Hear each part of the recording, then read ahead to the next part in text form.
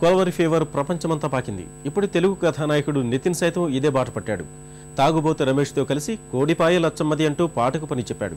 నిత్యమేనన్ కథానాయికగా తెరకెక్కుతున్న ఇష్క్ కోసం ఈ ప్రయత్నం చేశాడు. టాలీవుడ్తో పాటు యూట్యూబ్లోనూ ఈ పాట సంచలనం సృష్టిస్తోంది. ఆ పాటను మనము చూసొద్దామా?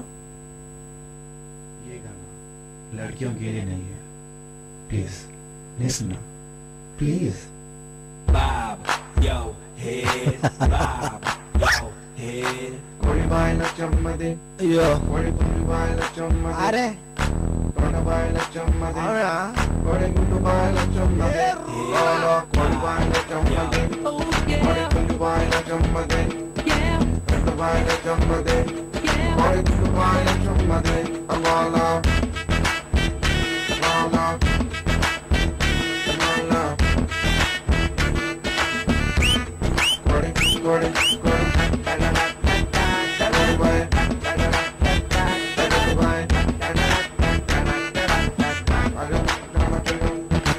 Once upon a time నాకొక అదిరే గర్ల్ ఫ్రెండ్ ఉండేది రో.